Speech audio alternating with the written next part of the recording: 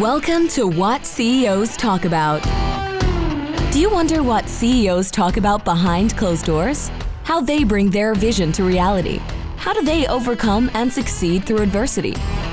We share that and so much more with each episode. Now, let's get started with the show.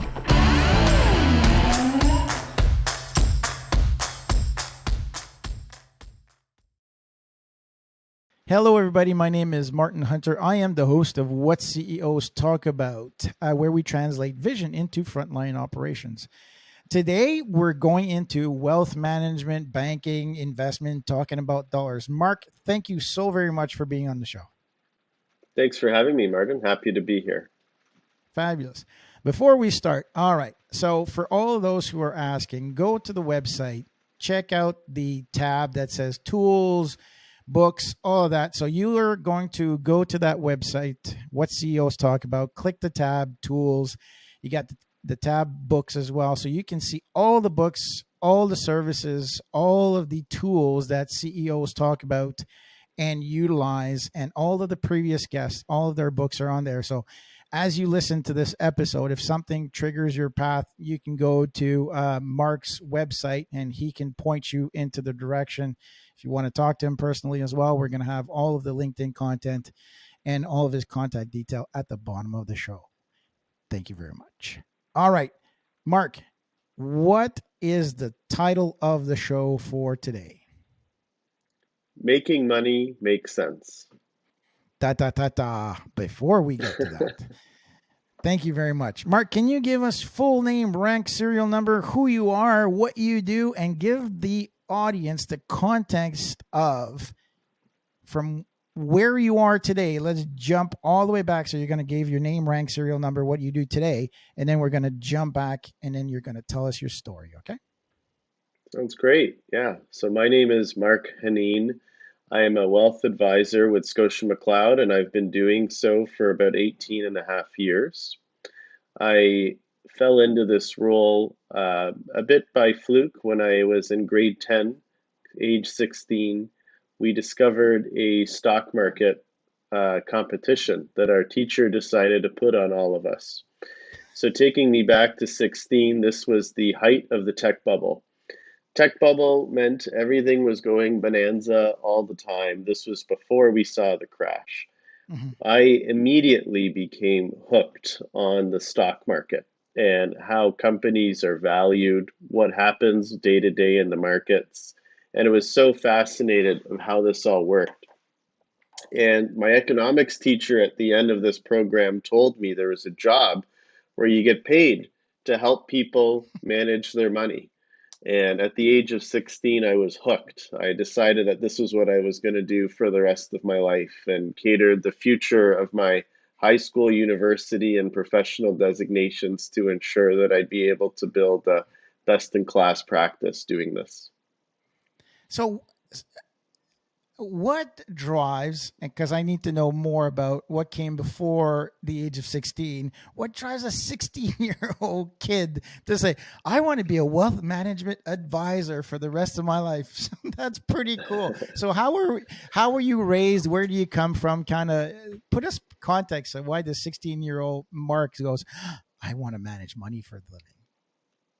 Yeah, sure. So I'm the child of immigrant parents, Egyptian by heritage, and my parents came to Canada shortly before I was born. And when they came, I grew up watching my parents hustle and build themselves up into being, people that barely got off the airplane to building themselves up successful businesses themselves, and watching them grow allowed me to get inspired and allow me to say it's a real gift to be Canadian. And when you're in Canada, you can truly do anything.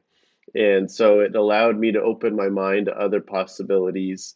And so they taught me work ethic. They taught me that you need to hustle, that you don't, that to be different, it takes work, it takes effort. They taught me that, and then I was able to channel that through this surprise passion that came at the age of 16 of this thing called the stock market. So what was the business that your parents ran? Were they two different businesses or were they in business together? Separate. Yeah, my dad was in the pharmaceutical space Okay. and worked for a large Swiss pharmaceutical company, worked himself up the ranks and did well. My mom was in HR and ran HR areas for various companies across Canada and did quite well, making a brand for herself of union busting and working with everyone on both sides of the aisle. Oh, that's awesome. Okay. So now pharmaceutical. And I think of pharmaceutical is very complex. So there's a lot of moving parts. So I can see where you can get that. And then the negotiation side of things. And again, I'm just putting context around who Mark is. Having two strong parents, one of them who is very relationship based, right? When you're talking about that, and the other one from pharmaceuticals, there's a lot of complexity that's attached to that. Look at that. Bing boom. You got yourself a wealth manager that comes from that relationship. You figured it out pretty quickly, Martin. No mysteries with you. Mark, tell us about the title of the show. Why did you pick that one? So I was thinking about what makes me different. And when I ask our clients, our longtime clients, why do you work with us? The invariable reply is that we simplify complicated strategies. And that's something that's become sort of a differentiator for me Mm, over the years, that I'm not afraid to dig into a complicated strategy that may make sense for a particular family and then simplify it on one piece of paper or one conversation. And that's something that I enjoy, being talking on the level of the client and not trying to talk 100 miles above and just to make myself look smart. so what? Thank you for that. So what is, in your opinion, not going so well? To not point fingers, but what is not going so well in wealth management? What are some of the industry issues that you go, oh shit, this is not good? Yeah, I've found over the years that my, competitors that I've come Mm-hmm. across, that they've hidden behind the thick textbook, or they've hidden behind prospectus. They've hidden behind the our industry and not just sat at a kitchen table and had a real conversation with somebody. And when I say make money make sense, I want to make money tangible. Mm-hmm. I work in an intangible business that you can never touch and see what I do. But if you log in on your app, you'll see a number. Mm-hmm. And that intangible tries to become more tangible. And making money make sense to me means that I'm trying to show our clients every day how, while the stock market may go up and down and sideways, and nobody genuinely Mm-hmm. knows what's happening today, tomorrow, or the next day, my objective is to make it tangible in the sense that if you were at a cocktail party tomorrow and someone brings up Mm-hmm. money, stock market, a strategy of some sort, that you'll be able to say, this is why I do what I Mm-hmm. do. And my advisors asked me great questions and set me up on a path that allows me to be get my family to where we want to get to. So, what is your definition of make sense? Because you can unpack that in seven different ways. So, Sure. what does the definition mean to you?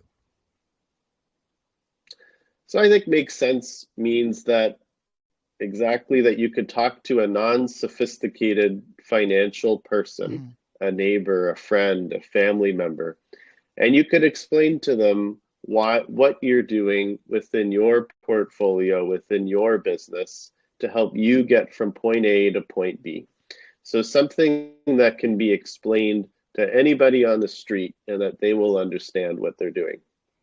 What is the current level of um, education? When if we talk about let's talk about CEOs and people who are, and say, starting to make money between the age of maybe 35 to 55, they've amassed some wealth. What what's the common knowledge out there? What do people know now that was different maybe 10 years ago, 20 years ago? Financial literacy is still, in my opinion, Martin, low. Yes. And so when I speak every day with CEOs of different Hmm. industries, different ages, different paths of their business cycle and business progression. And I think as a general statement, I find financial literacy to be low. And I think it starts at school, that if you look at a high school or university or college program, there isn't really a lot of financial literacy being directly taught to a Hmm. student. And so a lot of it is meant to come from home, your parents teaching you financial literacy. And stemming back a generation, financial literacy has not really been a big Hmm. focus of conversation. And there's plenty of statistics that are out there to say that people are more apt to talk about their sex lives than their Holy financial shit. freedom. And so it, yeah, and I like to encourage our clients to be confident, as I mentioned Hmm. earlier, to talk about their financial strategy, what they're doing, why they're doing, and so on. So I think that's something, Martin, how are people's financial literacy nowadays? I think it needs improvement, and I think I have an obligation to help with that. So that's something that I put a lot of effort in. So what should people know? Where do you so if you say let's go beginner, intermediate, advanced. What should let's talk about CEOs because you talk to CEOs a lot and people, founders, owners. What is the bare bones minimum, like on the entry level that people should know? What should they know? And not necessarily specifically, but also I think what you do is put things into context. What I heard you say is really okay. So, what does your money look like at the end, right? So, kind of give a holistic approach to what's a beginner's level of knowledge when they should, or what should a beginner's level of knowledge should be? Financial literacy. I think the beginner, Martin, is the focus on our the old adage of paying yourself Mm. first. I think that's something that many, many, many entrepreneurs and CEOs forget to do. They pour every nickel, every ounce of blood, sweat, and tear into their business. And then they realize they can't buy a house because they've never shown any income Hmm. and can't qualify for a mortgage. And it's not that they don't make money, it's that they reinvest everything into their business. And so they don't have any type of access to capital. And so being able to pay yourself first is something that I like as a sort of a first step for a CEO, an entrepreneur, is to say, life will grow past your business. And Mm. so we need to start setting that foundation 20 years prior to you exiting your business. And so, while I think for many entrepreneurs and CEOs, your business will always be the investment that you understand the most, better than another business or real estate or the stock market or whatever else you're talking about. I think you will always understand your business. However, please pay yourself first and take some chips off the table, little pieces every year, as it will allow you to, if anything, diversify your asset. That if you're wrong and your business shifts and you don't shift fast enough with it, that you've still got a bit of a nest egg resting behind you. That is that is so wise on so many different levels. First of all, it's funny because when we go into companies and I go, "How much do you pay yourself?" $55,000. I said, "What's the fair market value of a president or CEO of your standing?" And they go, "Oh, it's at least 175." Okay, so you're $120,000 short. If you want to remove yourself, you're successful. you want to disengage from your company. Either you still want to run it as a cash cow or you want to sell it. You're missing $122,000 worth of revenue to cover for the next guy or girl, sorry, the next CEO to come in. I was like, what did you not get? And then the second thing that you said is it I shouldn't say it amuses me. I've done it as well. Is you don't think of the exit until you think of the exit. Instead of thinking of the exit, Stephen Covey, start with the end in mind, is still extremely relevant.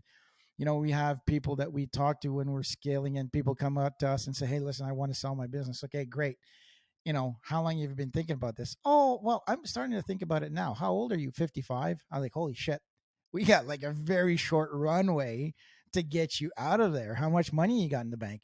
Well, not that much. I'm like, okay, whatever you thought, we're going to have to roll you up. And I mean, that's one of the strategies that we help out is, we roll up businesses so that they have a bigger exit, but still by yourself, very difficult to achieve if you've not started with the end in mind, when you started, period. Mm-hmm. Yeah. And Martin, I think, phase one is pay yourself first. And then phase two is to teach clients to work on their businesses and not in their businesses. So this isn't something that directly correlates to me helping you manage your money, but this really correlates to the overall strategic planning of how to maximize value for you and your family when it comes time to roll up or sell, is that you got to remove yourself from the business. If you're the most valuable person in your business will never sell for the value or the multiple that you think it's worth. So you need to remove yourself. And so as you start to remove yourself, and the clients that I've seen that have successfully removed themselves, their businesses then multiply in growth, because the scale that you can take on when it's not all resting on these two shoulders is unbelievable. And it's really a number that you can never even fathom if you do it the right way. So, you asked beginning, middle, and end. So the beginning is pay yourself first. The middle is you got to remove yourself from day-to-day operations. And then, we could talk about the end as well. I'll leave that as a punchline for later, Martin, if you like. It's funny because everything that you say about wealth management comes back to operating your business properly, having an operational excellence mindset. It amazes me how a lot of people think visionary or growth or revenue, but it's all about at the center of it. Don't get me wrong. I think revenue is important, but profitability, when you have profitability, in my opinion, you create prosperity, meaning that you've tackled everything and you've got risk management involved, you've got governance involved. And so that means that you are making sure that every transaction, there's a bit of that transaction money that goes into your pocket, that goes into your company, that goes into savings, right? So you take that on. People who focus too hard, and same thing with the explosive growth companies, they tend to go, oh, we got sales. Yeah, well, hold on a second. You need the money to be able to reinvest. And I think too many younger entrepreneurs are relying on other people's money. There's a funny LinkedIn meme that says, what, I borrowed money, now you want me to pay it back? Everybody's got that mindset of which round are you in? What financing? Let's get some investors to do all of that. Like, guys, people invest in companies that are profitable. You may have the next biggest idea, because we get that all the time. My idea, Martin, is going to change the world. You and the 15 other people that I met, within the previous week. So anyways. Oh yeah. I try to reframe that, Martin. When you bring to me your idea, I say, this is your business, your livelihood. Let's remove you out of this and say, if I presented you a business that I thought you should invest in, would you buy into this? Genuinely, be honest. And invariably, the answer is no, because there's no profitability, there's no cash flow, there's no dividend, there's no sustainable, there's no future, there's no past. It's all just a hope, a wish. And I think, from what clients expect from us is to show them consistent, boring growth. They don't want to see that type of Mm-hmm. massive up and down movement. They take risk in their business. So they come to us for boring, stable growth and to make sure that this thing continues and grows. So when that entrepreneur comes to me and says, I got this thing, it's gonna be a 10 bagger.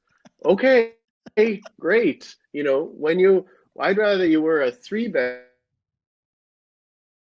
possible year. And I guess I should define what three bag or 10 bag. That bagger means multiple of Yeah. growth.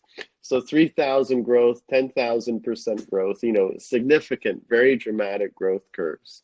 Those don't interest me. Sustainable, profitable businesses are what I interest me. love when people come to me and they go, so what I like about your title, Make Money Make Sense, is that the people who think like that will take their money and invest it into people to help them or other people. And they say, if I want to remove myself, if I want to disengage from my business, I have to leverage my money to be able to do something else.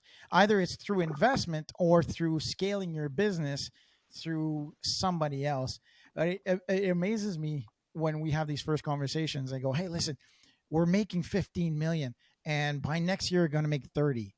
You're going to I was like, what? You're going to grow 100%, $15 million in 1 year? Show me the path. Show me. Because if you can do that, I'm going to give you all of my money and I'm going to borrow as much money as I can to give it to you so that you can make me a gajillionaire." Absolutely. Yeah. Oh, and so what's the punchline? What's the last one that you think is okay? So beginner, intermediate, and then advanced. Yeah. So the beginning is Yeah. paying yourself first. The second is removing yourself from the day-to-day operation of your business as CEO.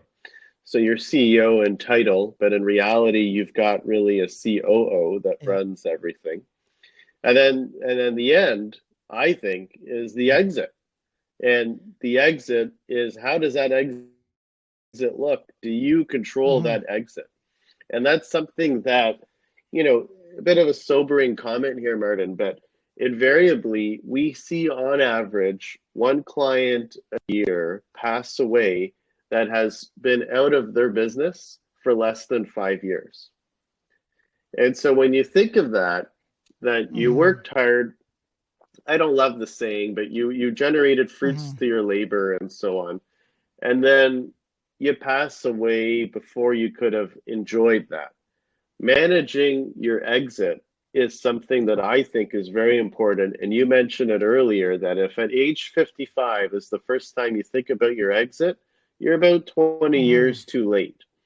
You need to think of your exit the first day of your Mm-hmm. business. Where is your exit point? Whether it's a revenue, an age, employee size, whatever it is. So being able to talk about your exit when we start in your business as CEO, I think is the other distinguishing factor of me and my team as wealth advisors is it allows us to we're not talking about a stock Mm-hmm. and a bond. We're talking about how are we going to liquidate your most valuable asset. And so if you could follow those three methods of paying yourself first once you're getting started, and as you're in the building and growing phase, remove yourself as CEO or Mm-hmm. CEO in title, I suppose. And then at point three, really emphasizing how that exit will look, when it will happen. And the more you plan it, and there's a wonderful saying, and I can't remember who said it right now to give them proper credit, but if you fail to prepare, you prepare Mm-hmm. to fail. And so the more as one of your trusted advisors, can help you do that, the better service I'll do to you and to your family and potentially for generations to come. It's it, people are afraid of the exit, I believe, because they don't know it enough, right? And that's the one thing that we do is we demystify the exit. And There's nothing wrong. So what Mark is saying is that removing yourself doesn't mean completely removing if you don't want to. You can disengage. You can still have a company and start something else. It doesn't mean that the exit is something that you have. You still can participate, own a company, and then put the processes and the check marks in place to be able to generate revenue from that. It's no different than an investment.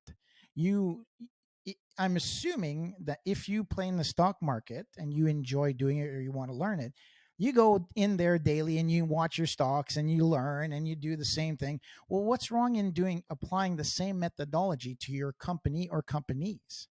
It doesn't, people are afraid, oh, I don't want to sell it. I'm making a lot of money. Then don't freaking sell it. Like, but disengage from it so that you have a prosperous mindset and that you have money to do what you want to it. Either you reinvest it back into your business or you give it to Mark and his team to create some multiples against it. Diversifying your portfolio, I think, is another aspect. I mean, if you're putting all your money back into your business, there's a lot more risk attached to that. But I think that wealth management, like I have a definition, but what's your definition of wealth? What does that mean to you? When I say the word wealth, what do you think? I get asked that a lot, Martin. And so I think, what's your definition of wealth is when you can do what you want, when you want, and not on anybody else's schedule. And so I think that's the ultimate definition of wealth. If I see the new pretty car drive by and I want that car, I'm going to go get that car. But if I'm happy driving my 15-year-old Honda Accord, I don't care. Like, I don't have to have that material good to identify myself. So wealth is to be liquid enough and have enough to do what you want. Not that you're necessarily going to do it, but that you can if you want to. Mm-hmm. For me, yours is so much better. Your definition is so much better than mine. For me, wealthy is, people say, oh, you're rich or something. I say wealthy is just making more than you're spending so that you have that disposable income to do what you want with it. Mark, what is it? So what is it that a good wealth manager should be doing for somebody that we're talking about? What's the right behaviors of what you're doing and you consider like top of the food chain wealth management? If you say, hey, you're a pro because you do this, what would those behaviors be? I think turning the agenda that the client's business, and most of our clients are entrepreneurs and professionals, understanding their business very intimately. And so the question there is that I'm not meeting you today, Mr. and Mrs. Client, to talk about stock A and B. I'm here to understand your business. And with the collaboration and working with families that run businesses for 18 years, it's uniquely qualified me to understand your business and to help you get your business to where you need to get it to.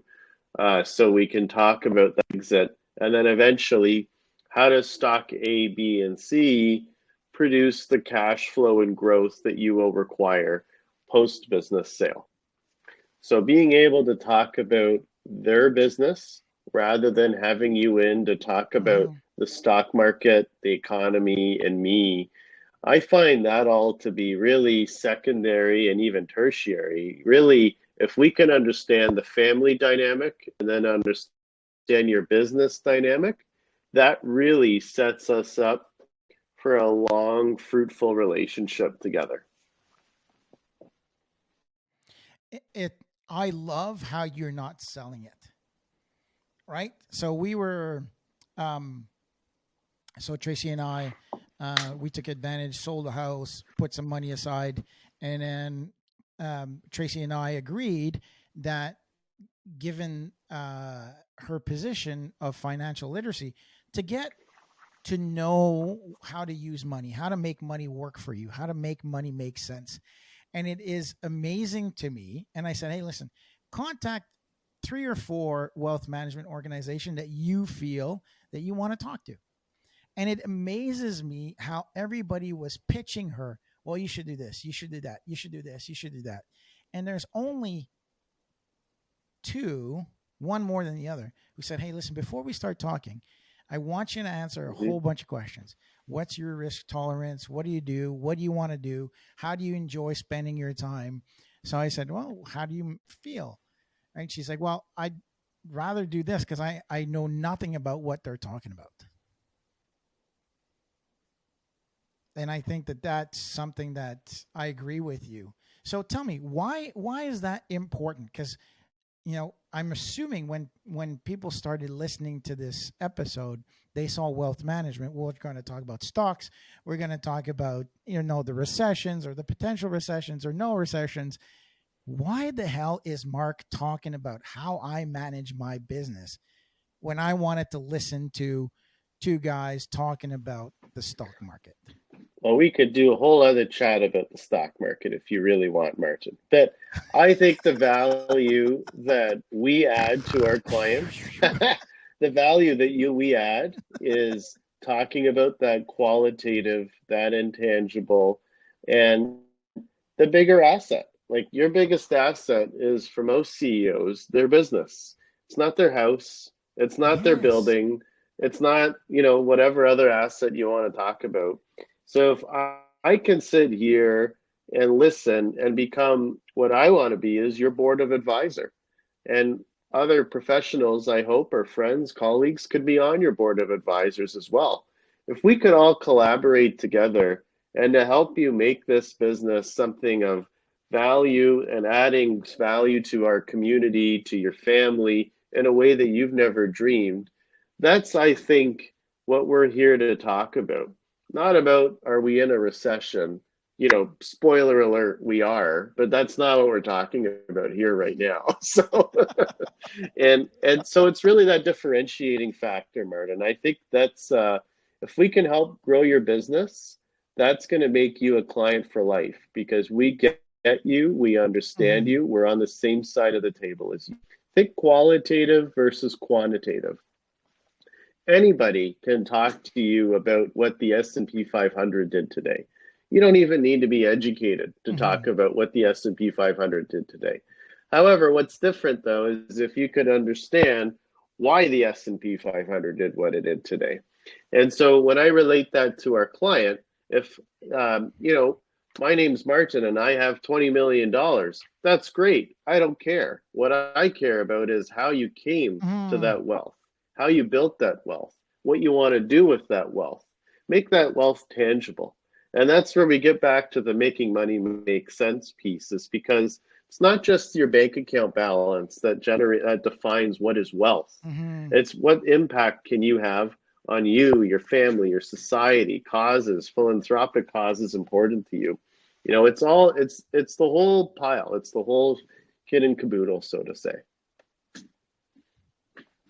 It's I've been struggling with that. So I've disengaged myself from my business. Lucky enough, well, I shouldn't say lucky. We work hard towards it, and I've been able to disengage from Urgio to a certain. I still like to get involved. I like the big relationships. I like to talk to people. The company can run without me, without a doubt. I'm choosing to stay there. What it is difficult, and it takes time, is to. I'm 51 years old. I've lived and worked on 6 different continents, not 7, because Antarctica is not interesting to me right now or ever. I hear it's beautiful in August. I've seen penguins in New Zealand. Minus a gajillion. So I've got a lovely life partner. My wife is fabulous. My kids are all healthy and good. I've got a beautiful home. My motorcycle is kick-ass. My wife has got the car. So, at a certain point, you have to figure out what you want. And my wants are all attached to somebody else. And that's even more difficult. So if you start in a place of complexity, it is difficult. If you start earlier, like Mark is saying, well, okay, what's the age? What are, I like Tim Ferriss's goals of to be, to do, Mm. to have, right? It's not all about physical, but I think Mark's making it sense and touchable. I want enough time to be able to speak Spanish. I want to be able to do this. I want a new motorcycle because I just want it, right? And if the physical tangibilities have been achieved in life, then where else can you be, to be, or to not to be, to do, and to have? Maybe it's more time. For me, it's all about rugby now. My kids love rugby, and I'm injured. I'm going through surgery soon. I'm not as fit as I used to be. So if I can liberate my time so that money comes in to keep on paying and being able to pay the bills, so I can spend more time at the gym, to be able to spend more time, that it takes time to connect those dots, Mm. right? Um, That's probably my to, most to gifted book is Tim Ferriss's 4 Hour Work Week. And I gift that book, Martin, to entrepreneurs that are through the pay it forward piece. They're kind of getting through that. mm-hmm. And they're not near the exit piece, but they're more in the where do I go from here piece. And so it's Yeah. so interesting to hear you bring up Tim Ferriss, as I have been following along with his progress and enjoy his podcast as well as yours, to glean ideas that I think we can all learn. And one of the comments that he made in a podcast years ago that really related to me is he asked a guest who I can't remember right now, but said, who are the top 5 people that have most influenced you? And what I found interesting about the answer was none of them were people that he had ever met, that he had either read their books of or podcasts or followed along with their progress, be it through a blog or whatever else. And I find Mm-hmm. that to be, a beautiful thing about our society that we live in, that I personally would call Tim Ferriss one of my top advisors. Have I ever met the guy? No. Will I I ever meet him? agree. Probably not. So, but is he a giant influence in my life? And like I said, I regularly am gifting his book, saying you got to read this. And when you could figure out the 4 Hour Work Week, it answers everything you just talked about. You've pulled away from your operating business. That's great. But what's next? What are you doing with that time? And it just provokes great Exactly. conversations that again have nothing to do with wealth management, but it means that we're really going deep here in our relationship with our client. I find it, I'll disagree with you, because what you do, the way that you've described wealth is that you have a desire to help that individual achieve that. Like, you're not, the way that you initially said it sounded very transactional to me, but what you do is extremely transformational. Is by gifting this gift. I'm not saying, hey, listen, give me my money, I'll put it in the stock market, I'll do this for you. Say, no, no, no, no, no. Hold on. I'm gifting you because I want you to transform who you are to be able to be wealthy, so that you can trust me managing your wealth. Kind of that's the pitch that I hear, right? That's the relationship. I shouldn't say pitch because it's not transactional, but that's the trust factor into it. Um, Yeah, no, I agree 100% with your review. For me, out of Tim Ferriss, and I've said this 1,000 times for people who've listened to more than one podcast, the acronym DEAL: direction, elimination, automation for liberation. Right? That I repeat, I repeat, I repeat. I say, what's the direction that you? And that's what I'm struggling at. What's my direction? Right? You can't go to E, A, or L without having clear direction. So, what's the direction? Once you've got the direction, eliminate anything and everything that's not associated with that, with the purpose that you have. Then automate the crap out of it. How can you automate anything and everything in a qualitative state, not not a quantity state, but a qualitative state. So you don't have to watch over it. You can track it, but you don't necessarily have to oversee it. And then once you've done that, you've achieved that level of liberation. And the word liberation, I think, is so much better. You are liberated. That means that you have a choice. You have a choice to do whatever you want in Marc's definition of wealth. You want to go buy that Maserati? Go ahead. Yep. Yep. Yeah, that's automation, I think, is where many CEOs get caught, is trusting people, systems enough to let go. And I think that's something that's why many businesses get off the ground and become good, but very, very few can go up to that great level. And so when you can remove yourself, I think that's where it's interesting.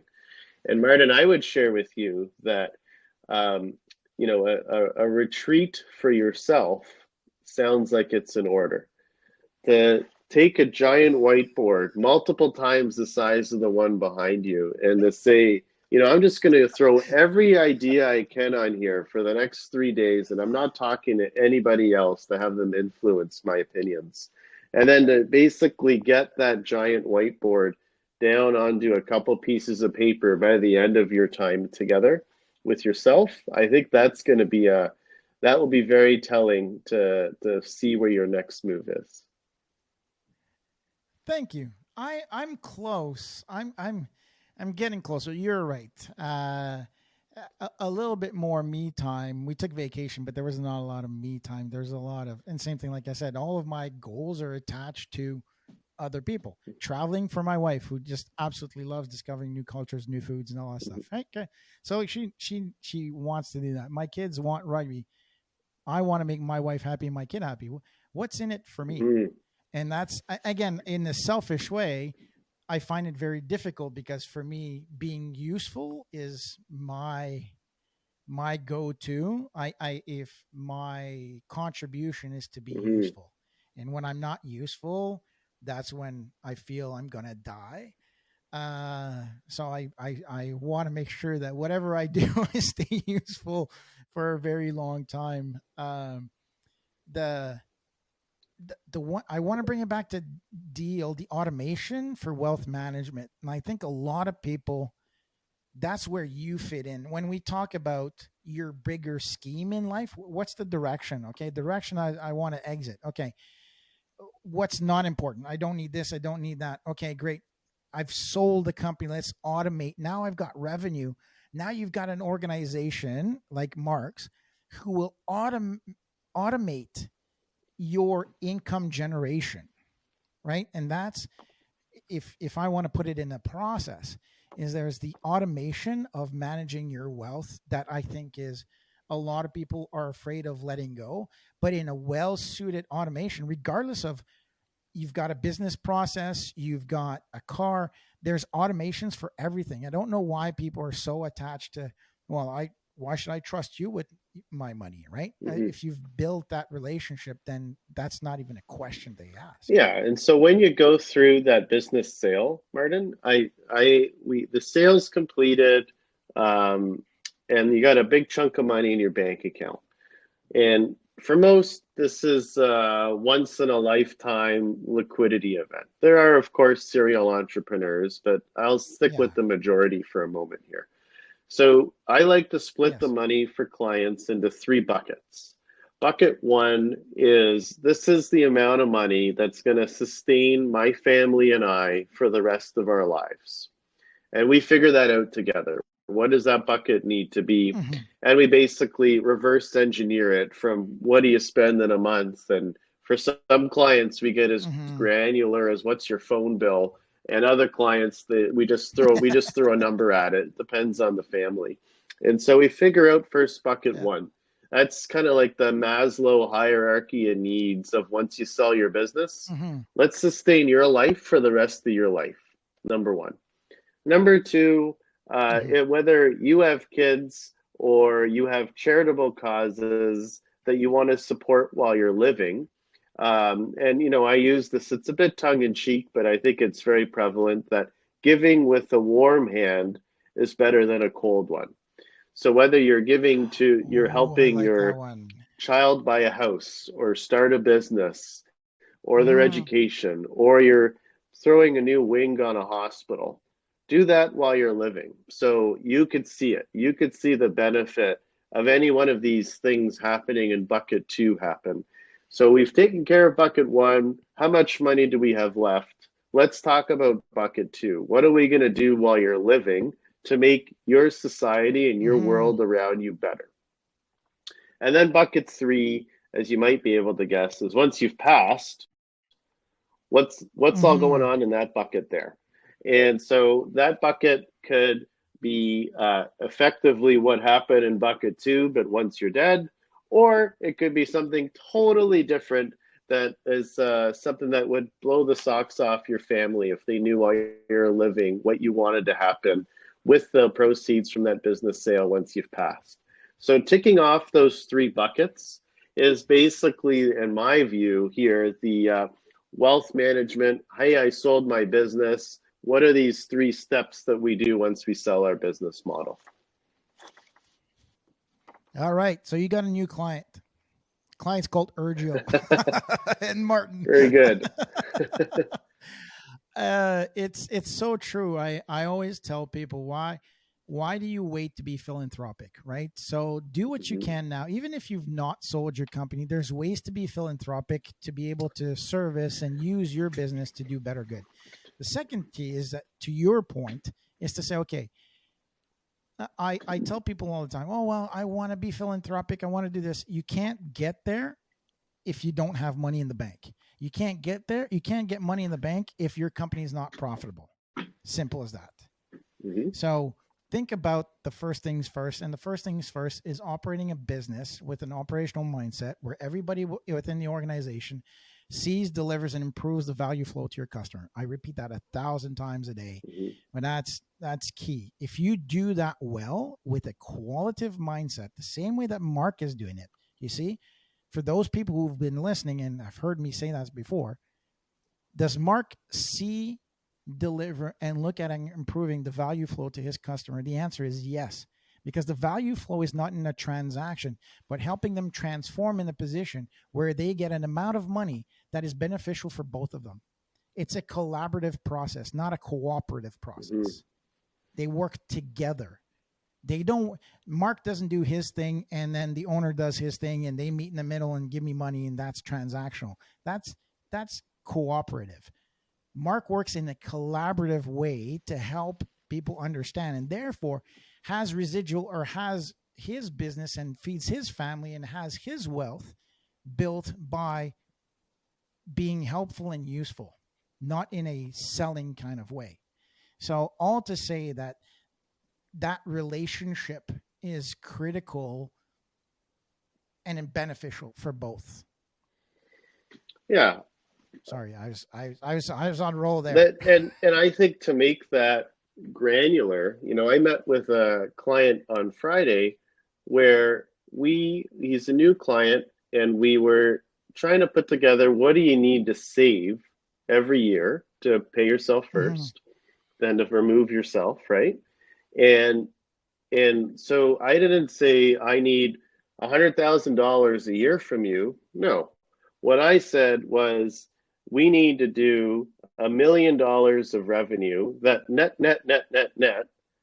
We have that money Right. going into your core holding company.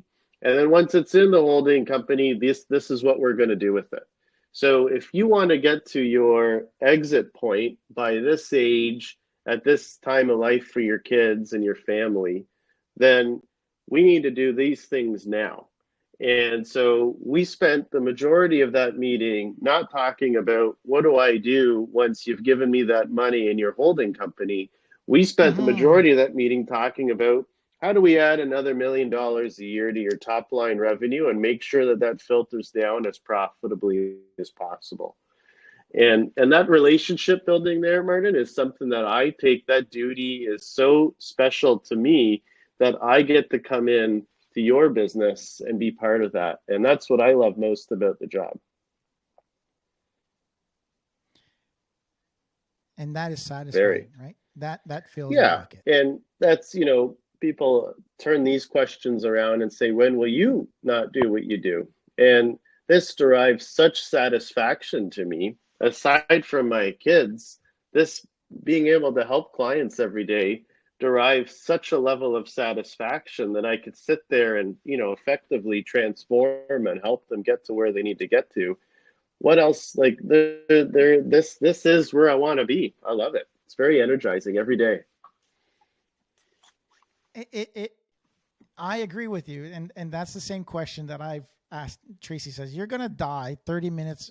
You're going to stop working 30 minutes before you die. I said, absolutely. Because you think about it, what you and I do is if we help companies and individuals create a pathway where they can be philanthropic both day in, day out.